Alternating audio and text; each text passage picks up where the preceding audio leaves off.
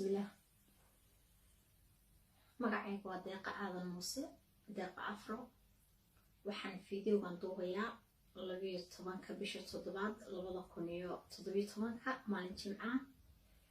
waan salaamayaa dhammaan inta fiidiyogan daawata ama dhageysan doontaba waxaan inagu salaamayaa salaanta islaamka assalaamu calaykum waraxmatullaahi wabarakaatuh waxaan rabaa halkan inaan kaga hadlo arrin aad iyo aad muhiim igu ahayd runtii aan muddo badan ka fikrayay ilaa yaraantaydii ilaa haddaba ilaa markasta aan aad uga fikri jiray waan dareensanahay runtii in kuwa badan oo idinka midow runtii aan ku yara aragti duwanahay laakiin muhiimadeedu waxay tahay horta anigu waxaan rabaa inaan soo gudbiyo taasaa aniga aad igu muhiima sidaan la soconaba adduunyadan waa lagu soo kala horeeyaa waana lagu kala dambeeyaa aniguse waxaan hadda maanta halkan usoo fadhiistan codsanayaa waxay tahay in ilaahay subxaana watacaala maalintuu i oofsado oo kolley dadna waa iga dambeyn doonaa dadna waa iga horeyn doonaa wax iska caadiya laakiin anigu waxa weeyaan waxaan codsanayaa maalintii ilaahay i oofsado ee ajashaydu dhammaato ee aan dhinto inaan wax qabri alle iyo qodin inaan lay aasin arrintan waxaan ka fikrayay runtii muddo aad iyo aad u fara badan dhinaca diintan ayaan la iila cararin markiiba sababtoo ah waxa weeyaan diinta islaamka oo aniga aan ku dhashay ee aniga aan jeclahay ee aan ku dhiman doono insha allah si wanaagsan uma aqaano ilaahay subxaana watacaala ha ii kasto inaan si wanaagsan u barto insha allah mana garan karo runtii culayska ama cadadka ay ka qosayn karta arrintan runtii anigu ma garan karo hadda mid ii cabiran ma aha dhinaca diinta weli kuma eegin laakiin dhakhaatiir badan baan la xiriiray arrintan macnaha waxaa ka suurtageli karaa waxaa ka macquulka ah siday u dhici karto waxaweyaan runtii inkastoo dhakhtarkii ugu dambeeyey runtii uu iniyad jebiyey uu igu yiri adiga waxaad ka baqaysaa qabriga iyo waxaad ka baqaysaa lagu xabaalo laakiin isagu siduu ii sheegay in isagu maxaa la yidhahdaay uu saxiixay markuu isagu dhinto in la gubi doono subxaan allah marka aniga ahaanteeda fikradeedu waxay tahay iyadoon wax diin ah meesheeda loogu tegin oo la ixtiraamayo oo maxaa la yidhahdaay aan diinta meesheeda loogu tegin haddana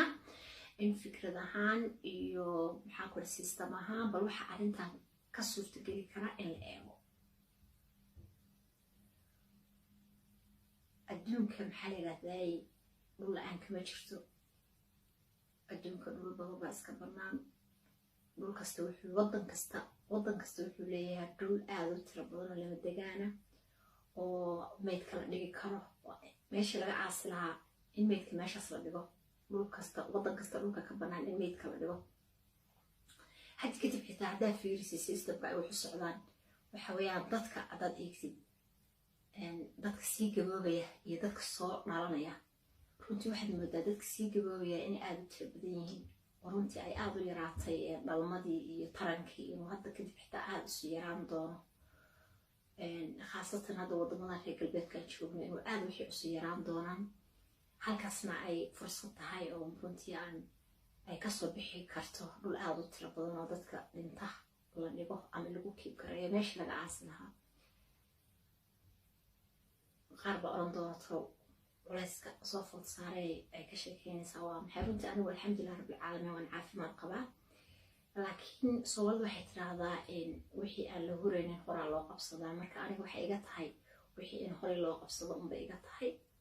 waana waxaan la huraynin waana wax aniga igu taagan inaan wixii aniga fikirkayga aan ka dhiibto maadaaba waxaan anigu rabo weeyaan anigu waxaan kasoo horjeedaa oon halkan usoo fadhiyaa ma rabo qof kasta oo iga geeri dambeeya arrintan qusaysa anigu in lay aaso diyaar uma ahi qof kasta markuu intuu nool yahay ayuu magaranaysaa wax ka hadlaa wax codsadaa wax dhihi karaa inkastoonan rajo aad u fiican aanan ka qabin oo xitaa aniga hooyadii i dhashay oo adduunka ilaahay iigu jecel yaraan baanu ahay hooyaday labada daandhood bayga jeceshahay cimrigeeda ilaahay ha rajiyo hadda kahor maraan weydiiyaan ku yidhi anigu hooyo ma doonayo haddaan dhintay in lay aaso waan ka dhaadhicin kari waayo waxay ugu tiri maa waxaa ka baxo dad iga horreysidna waan ku asturayo awalna maxaa la yidhahdaa aan qofba mar farta ka xiri jiray walaa dad iga nolol dambeysay u sheeg dadka qabriga neecahay yaa lay gelin laakiin hadda maanta anaaba halkaan la soo fariistay ilaahayna talaan saaranaya insha allah inaan lay aasin oo aan dhulkaas anigu hadda aan ku dul qorxoonahayo aan ku dhashay aan ku qurux badanahan joogo hoostiisa inaan lay gelin baan ilaahay ka barya dadka waxaan aad iyo aad ula yaabaa dadka xalaala soo kala yaacaan mar allaala marka qofku dhintaa waxaad arkaysaa waxaase usoo kala ordayo meelkiimadan la aqoona ma jarafidii bilaayi horta waxay wax ku xabaalaan xagge u yaallaan waxaan dhihi lahaa naxariis darrada iska daaya qofku markuu dhinta xalkala hala keeno waxa weeyaan anuga hal gabar hadday imaydho isokay حتى dadka mayra intay soo kala cararaan bay maxay yiraahdaa dadka isugu tagaano jijiidaan dadka meydka ah anigu waxa soo dhan ma rabo barafuunada iyo cadarada aadka u udgoonna ma jecliyaan laygu shubin surkana yaan layga xirin qabrina yaan lay gelinin qofka qabri iyo qoda qabri igeliya maalinta yawm alqiyaamah haystaa macafiin ajar iyo xasanaadna ka helimaysid xabaashayda qofkii ii soo ducaynaya ama si wanaagsan waxa weeyaan ii wanaajinaya deeskuud laakiin in aniga la xabaalo oo dad ciidigu wajiga iga shushubaan ma rabo subxaan allah ilaahay baan ka magan gal ilaahayna waxaan dacwo kaga ahay dadkiisa iyo qabriyada anigu khaasatan waxaan ninka qofku wuxuu yidhi qof baa yidhi baa layidhi qof aniga yiri dad iska reeb anigu waxa weeyaan arrinteeda aan ka hadlayaa waa taas ma rabo in lay aaso dhul qurux badan baan ku dhashay waxa weeyaan xitaa dhulka aadan cabirto oon dhulkayga aan dib ugu noqdo meesha aniga aan ku dhashaan jeclaan lahaa in geed lay saaro anigu waxaan ku dhashay meel booq la yidhaahdo dhinaca Etoobiya ah hooyo ku dhalatay aabahay buuhoodu ku dhashay dhulkaas aan sheegaya dhul aad u kala fog ma aha dhul maxaa la yidhaahdaa hawd aweeye geedo badan leh roob baa ku da'a maalin kasta maasha allah waa cadar kulayl male dhulkaas geed halay saaro qofkii iga dambeeya ayay arrintan qusaysaa aniga ilaa xabaalo ma rabo ilaahay baan ka magan galay ajar iyo xasanaad ka heli maysid dadka xabaalo waxaan oran lahaa naxariistu ha idigu soo duxdo weligay allah xitaa dhurwacay yar korkayga saaray xitaa gacantayda uma qooreen ku dilo iska mid ah qof la xabaale wallahi wixii dusheeda saaran ayaan darqob inaan dhaamaanay ina xitaa gacan ku taabta laga yaab naxariistu ha idigu soo degto dadka yaa la xabaale xalka la hala keeno maxaan ku dhahay arrimaha diintii waxa yaa la ila cararin yan markiiba la ila boodin arrinteedu saas weeye way caddahay waxa aan ka hadlayaa waxa aan rabin baan sheegayaa أشري حسنات كيلي ميسان قف كمان تدوجا أو بحال هذا ويلا سكر دوتشي عيلي يشرب لا ما كمان قال سكرنا يا مرة لا يحير وانا معي أشري كيلي ميسان هذا ندي شيء ما ننتظر بنتو أشري حسنات هون كيلي ميسان أقرأ ده استعد ده أستان قبل كاس لوكاس هيجلينا جيت كاس هلا يسار لوكا جيت هلا يقسمرو عارفة هاس هلا يجيو ماشي أقول الشيء الجعيل الأزل ما عرفت أورنجت حاجة عليه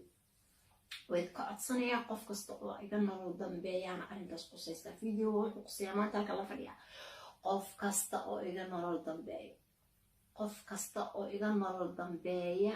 أو أنا فيديو قصة ولا كان تاون قصة لكن كيف فيديو قصة أو أنا